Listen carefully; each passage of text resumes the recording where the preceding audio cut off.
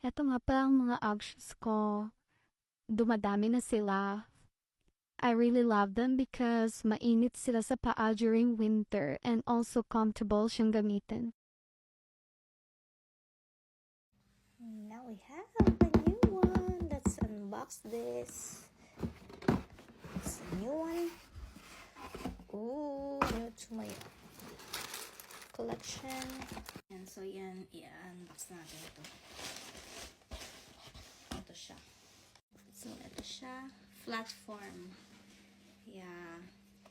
New babies. I love it. May platform na ako. Hirap nga. Alisin ng isa. So, ito, kinuha ko, 37 na yung size nito na kinuha ko. Kasi yung, usually kasi, itong mga to, 36 siya. Saka ito, 36. Parang same color din sila nito. Medyo. Yeah. 36 siya. Kaso, parang nasisikipan ako. Marami kasi ako maglagay ng, ng socks. Marami. May collant na ako na hanggang paa. Tapos, may cover yung paa. And then, nagsasocks pa ako na makapal. Kaya, 37 na yung kinuha ko. Itong, ayan. Madumi na to. Nagamit na. So, yan. 'Di ba? So, kaya nilakihan ko na yung para comfy. Hindi siya masikip. Ito kasi, 36 to.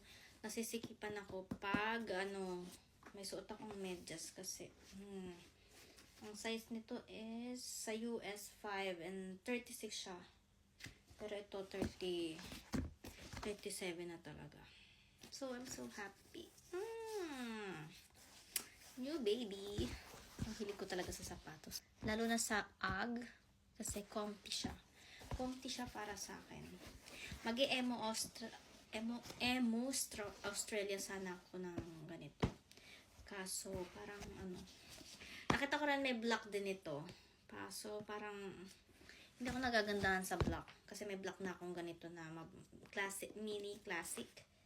Yeah. Pero, hindi ko siya masyadong gusto. Ito naman, sobrang pangmalakasan lakaran. Pero, dahil nga medyo masikip siya, hindi ko alam, baka ibenta ko na to. Ibenta ko na, depende. Pero gusto ko rin to kasi matangkad siya. Mataas siya. Bagay siya sa skinny.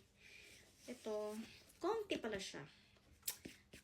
Nagdalawang isip ako if it's black or brown. Pero may nanto na ako. Sorry, extra si Amore. So, ayan. Susutin ko siya ngayong vacation. Travel vacation. So happy. Yeah.